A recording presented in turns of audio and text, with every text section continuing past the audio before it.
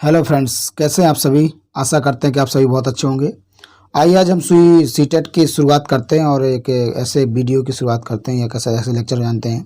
और आप देख रहे होंगे कि ईवीएस एक ही क्लास में, हाँ जी आप सही देख पा रहे हैं कि ईवीएस आपको एक ही क्लास में देने का प्रयास किया जाएगा और जो कुछ चीज़ें रह जाती हैं तो आपको आने वाले वीडियो में दे दी जाएंगी और हमेशा यहीं से क्वेश्चन आते हैं, ये भी बात गारंटी है। तो देखिए चलिए शुरू करते हैं बिना किसी देरी के। आप देख रहे होंगे कि ये अपना परिवार है लेट्स लर्न देश के और हम शुरुआत करते हैं ईवीएस की।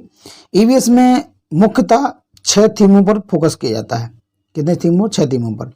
पहली थीम है आपकी फैमिली और दूसरी आपकी फूड, तीसरी आपकी वाटर, चौथी आपकी शेल्टर, पांचवी आपकी ट्रेवल और छठवीं आपकी things we make and do, यानी जो हम करते हैं, जो सोचते हैं वही करते हैं।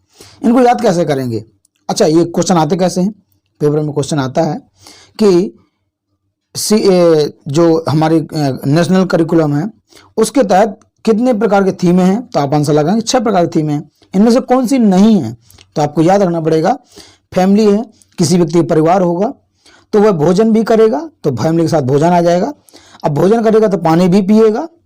अब पानी पिएगा तो ये सब क्रियाकलाप कहाँ करेगा रह करके? परिवार कहाँ रहता होगा? घर पर, यानी आवास पर। अच्छा, व्यक्ति एक जगह तो बैठेगा नहीं, वो यात्राएं भी करेगा और घूमेगा भी, और कुछ घूमने के साथ साथ वो कुछ करेगा भी। Things we make and do, और वह जो सोचेगा वही करेगा। ये मुख्यतः 6 थीम है, इसको आप लिख कर रख लीजिएगा। इन्हीं में से आप जब देखेंगे कि 6 प्रकार के जितने भी आपके ईवीएस के क्वेश्चन निकलेंगे ये सारे के सारे इन्हीं 6 थीम पर ही आपके सामने घूमेंगे। तो चलिए अब आप देखते हैं और देखते हैं कि सब थीम क्या है इनकी। तो याद रखिएगा, रिलेशनशिप, जब व्यक्ति परिवार में आएगा तो रिलेशनशिप में आएगा, तो परिवार जब पहले आएगा तो वो थीम हो जाएगी, रिलेशनशिप बाद में आएगा। और देखते हैं वर्क एंड प्ले, काम करेगा और खेलेगा। समझ रहे मेरी बात को? बच्चा यदि छोटा सा काम भी करता है यानी वर्क करता है तो वो खेलता भी साथ साथ। वर्क एंड प्ले, तो पहले परिवार आएगा बाद में वर्क एंड प्ले आएगा। मैंने आपको बताया कि ट्रेवल, और आपको मैंने बताया था फैमिली बताया था। फैमिली में पशु भी होते हैं, तो पहले फैमिली आते हैं बाद में पशु आते हैं, और पशुओं के साथ साथ पेड़ पौधे भी आपके आते हैं। तो ये उप थीम कहलाती है, सब थीम कहलाती हैं। और हम जानते थोड़ा सा एनसेप के बारे में। क्वेश्चन इनसे आता है, या मेरा इस चीज़ का विश्वास करिए कि इनसे क्वेश्चन बिल्कुल बनता ही बनता है। तो एनसीएफ, नेशनल करिकुलम फ्रेमवर्क, अध्यक्षता किसने की थी एनसीएफ की? तो प्रोफेसर ऋषिकेश सेनापति ने इनकी अध्यक्षता करी थी। और अध्यक्षता कब हुई थी इसकी, यह बना कब था एनसीएफ? तो एनसीएफ 1975 में 1975 में बना था ये।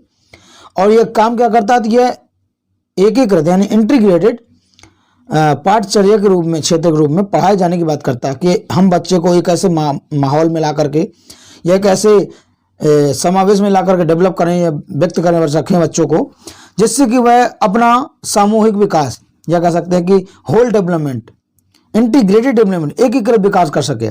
बच्चा हर प्रकार की बातों को सोच सके। अब इसमें से क्वेश्चन एक और है कि कौन कहाँ से आया? तो पेपर में ज़्यादातर एक ही क्वेश्चन पूछा जाता है, मिर्ची कहाँ से, किस देश से मिर्ची आई हमारे भारत में? तो मिर्ची जो है दक्षिण अमेरिका से आई थी। और मैं आपको थोड़ा सा एक चीज़ और सलाह देना चाहूँगा या मतलब बताना चाहूँगा कि आप भारत के मैप का विशेष अध्ययन जरूर करिएगा, क्योंकि मैंने जब पिछली वर्ष पेपर दिया था सीटेट का तो उसमें से एक क्वेश्चन जरूर आता है, पूछता है। मैं आपको एक क्वेश्चन का प्रूफ रेखा बता दूं कैसे आता है कि मान लीजिए भारत है और ऊपर जम्मू कश्मीर है, कोई व्यक्ति लद्दाख में खड़ा है और उसको केरल आना है, वो कितने राज्यों से होकर गुजरेगा? ऐसे क्वेश्चन आते हैं पेपर में। देखिए जैसे मान लीजिए जम्मू कश्मीर आपका और ये केरल है ना, इस जगह आपका क्या है? केरल, इस जगह आपका केरल है। कोई व्यक्ति जम्मू कश्मीर से होते हुए यदि केरल आता है तो कितने राज्यों से होकर गुजरता है? कुछ इस प्रकार का क्वेश्चन पूछा जाता है। कोई व्यक्ति राजस्थान में खड़ा है या गुजरात में खड़ा, गुजरात के कच्छ के रण में खड़ा है, तो वह मान लो पश्चिम बंगाल जाना चाहता है तो कितने राज्यों से होकर गुजरेगा? या कह सकते हैं कि मान लीजिए यहाँ पे जैसे नेपाल देश है, जैसे मान लीजिए नेपाल है यहाँ पर तो नेपाल किन किन राज्यों से बॉर्डर साझा करता है? या उत्तर प्रदेश कितने राज्यों से सीमा साझा करता है? तो कुछ सीमाओं से संबंधित क्वेश्चन बन सकता है। इसलिए आप मैप का विशेष तरीका अध्ययन करिए। और थोड़ा सा देखिए, अब आप जानते हैं तो आप थोड़ा देखते हैं राइट टू एजुकेशन। ये क्वेश्चन भी इससे क्वेश्चन आता है। राइट टू एजुकेशन 2009 में आया था और ये जब पूरी पॉलिसी बनाई गई इसमें 7 चैप्टर रखे गए। और क्वेश्चन ये आता है कि किस चैप्टर में टीचर की बात की गई है या एजुकेशन की बात की गई है? तो चैप्टर नंबर 4 में राइट टू एजुकेशन के चैप्टर नंबर 4 में टीचर्स की बात करता है। कितनी धाराएं हैं, तो इसमें धाराएं 38 हैं। और यह कब लाया गया था, तो 12 दिसंबर 2002 को 86वें संविधान संशोधन हुआ था और 6 से 14 वर्ष के बच्चों को राइट टू एजुकेशन की बात की गई थी कि हर एक बच्चे का यह अधिकार है कि वह शिक्षा प्राप्त करे, और यदि कोई बच्चा विकलांग भी है, डिसेबल्ड भी है, तो 6 से 18 तक के बच्चे को लिया जाए। राइट टू एजुकेशन अब क्या है, राइट टू एजुकेशन इस समय फंडामेंटल राइट है। क्या है, अब एक मौलिक अधिकार बन चुका है और ये 2009 में जब आया, 2010 में 1 अप्रैल 2010 से लागू कर दिया गया नियम और वर्तमान समय में भी लागू है। और कॉन्स्टिट्यूशन अमेंडमेंट एक्ट, ये जो संविधान के तहत आर्टिकल 21 में रखा गया और ये समय क्या फंडामेंटल राइट, मैंने आपको पहले बताया। और क्वेश्चन एक और आता है कि आर्टिकल 45 किस की बात करता है, तो आर्टिकल जो 45 है 45 है वो 3 से 6 वर्ष के बच्चों के एजुकेशन की बात करता है या शिक्षा की बात करता है कि बच्चे 3 वर्ष 6 वर्ष जैसे हम कहते हैं प्री प्राइमरी या हम कह सकते हैं आंगनबाड़ी, इसकी बात करता है। और थोड़ा जानते हैं आपके एक स्लाइड और बची है, नंबर ऑफ टीचर्स, ये क्वेश्चन बहुत आता पेपर में कि कितने टीचर्स होने चाहिए 1 से 5 तक के लिए। तो यदि किसी क्लास में बच्चे 60 हैं तो 2 टीचर पर्याप्त होंगे, और यदि 60 से 90 के बीच में बच्चों की संख्या है तो आपके 3 टीचर लगेंगे, और यदि 90 से 120 के बीच में आपके बच्चों की संख्या है तो आपको टीचर की आवश्यकता 4 होगी, और यदि 150 बच्चे हैं आपके किसी कक्षा में तो आपको 5 टीचर प्लस 1 हेड टीचर की आवश्यकता पड़ेगी। अब जानते हैं थोड़ा सा टीचर रेशियो या छात्र अनुपात जिसे कहते हैं टीचर रेशियो के बारे में। तो प्राइमरी में 1:3 मतलब 30 बच्चों पे 1 टीचर यदि उपलब्ध है तो बहुत अच्छी बात है, और मैक्सिमम 1:40 यानी 40 बच्चों पर 1 टीचर हो सकता है। और जूनियर में 1 टीचर 35 बच्चों पर, यानी 35 बच्चे यदि किसी कक्षा में पढ़ते हैं या अध्ययन करते हैं तो उसमें यदि 1 ही टीचर होता है तो वो परफेक्ट होगा ना, ये हमारी एनसीईआरटी कहती है।